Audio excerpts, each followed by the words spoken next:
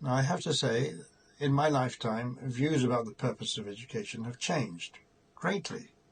Increasingly, society, represented not just by politicians and society leaders, but even by parents and children themselves, see the purpose of education increasingly as utilitarian, and in my view, rather narrowly focused and suboptimal. Obviously, intended to give pupils and students the skills like reading and mathematics that they need in order to survive, and also whatever knowledge they need in order to get good jobs and at the end of their education. In education, certainly in public education, there's an increasing focus on accountability and therefore on the quality of what's being provided.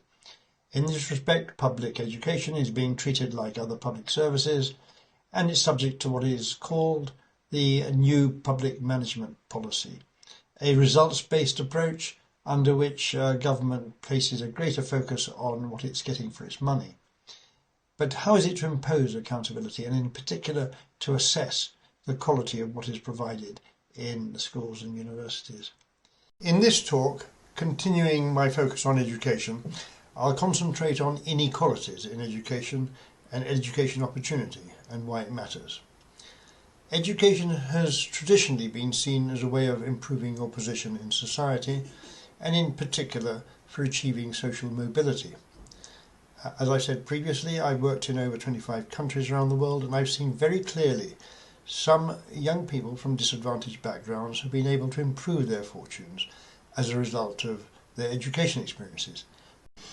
I sometimes hear young people wondering whether they should go to university, whether it wouldn't be possible to acquire the skills and knowledge that they require without having to spend 3 years or more at university, but through other, generally technology-based means.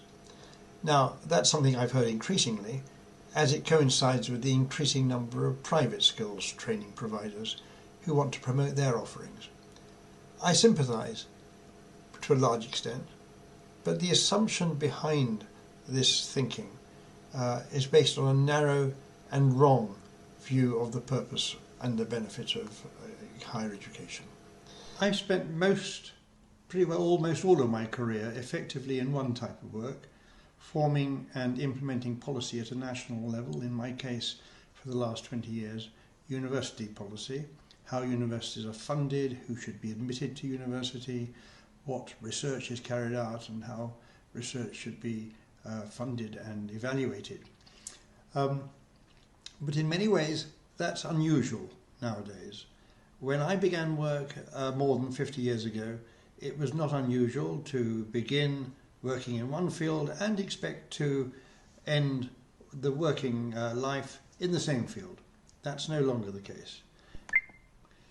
In a previous talk, I spoke about the changing world of work and the need to be flexible in terms of the education base for working.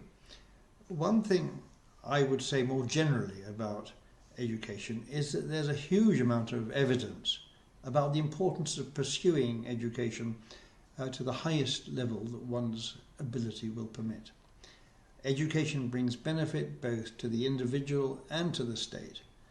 Research from the Congressional Budget Office in the USA has demonstrated that every additional year of education brought financial benefit to the recipient, and other research from the National Child Development Study in the UK has shown that on average I emphasise, the higher the level of education, the better the likely health of the individual, the better their social attitudes, the less problem they have with child rearing, the less criminality and so on. In this talk, I want to speak about my perceptions, but also my experience of old age. Ageing, of course, is something that we all, without exception, experience. And generally, ageing is accompanied by a reduction in function, both mental and physical decline. And of course, it's not just human beings that age and decline. Everything and everybody, both animals and inanimate, is similarly affected. Even rocks, over time, will decline and fade away. In my previous talk, I spoke about some of the difficulties that are associated with old age.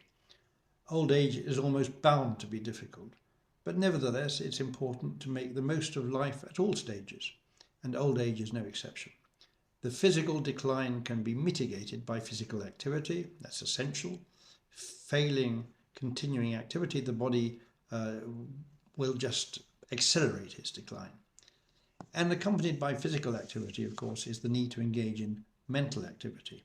Nobody can say with certainty what it is that arrests, or can delay at least, the loss of mental capacity.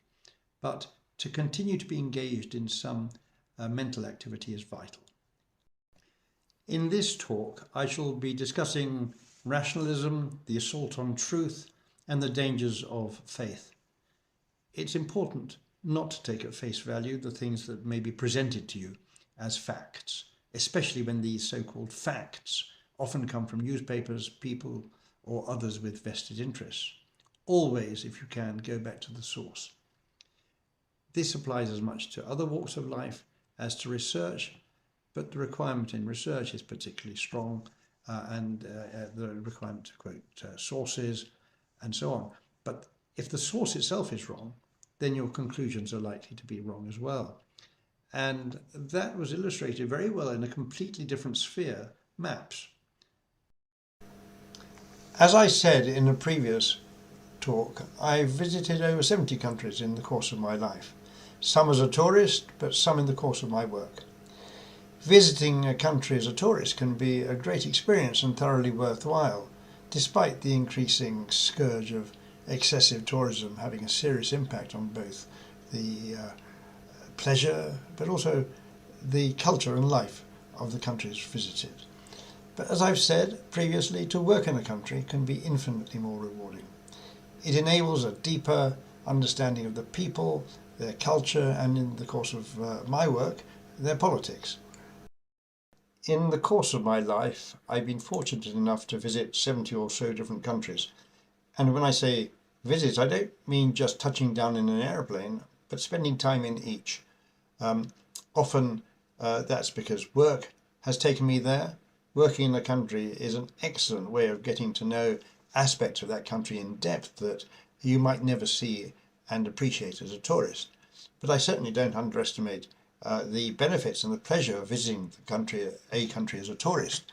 I recall for myself the thrill of seeing the Acropolis for the first time as an 18-year-old after I arrived in Athens, having hitchhiked from the UK, and the wonder of seeing the temples of the Nile Valley for the first time. I'm often asked for my favourite countries that I've been to. That's not really a question that can be answered. All countries, even most unlikely, have their unique and attractive points. The Gulf States, the UAE and Qatar in particular, while very limited and unsatisfactory in many ways, are energizing for their multiculturalism. If you put on one side the local citizenry who occupy a special place that I'll discuss in a future lecture, those countries have people from all over the world occupying many different positions. And it's not uncommon, as I found, for somebody from Europe to be working alongside somebody from India or from Egypt in a senior position.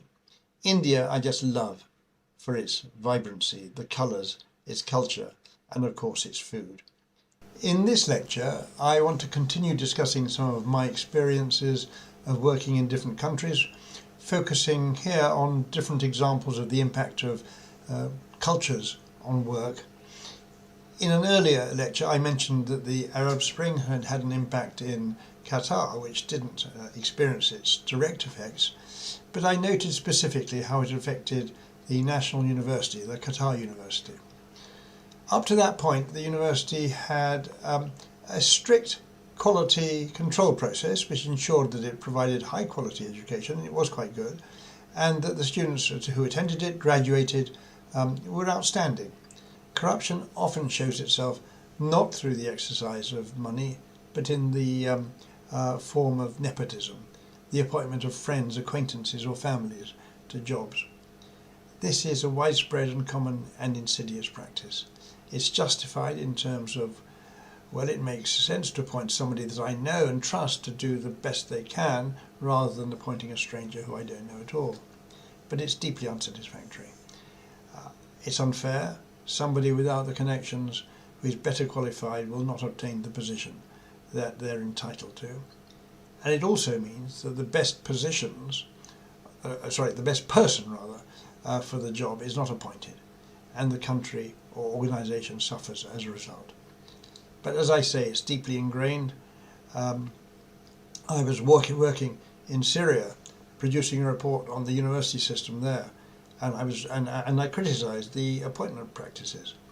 I was denounced in a public conference by the Ministry of Education for trying to impose Western practices and Western culture on them, a sort of cultural imperialism.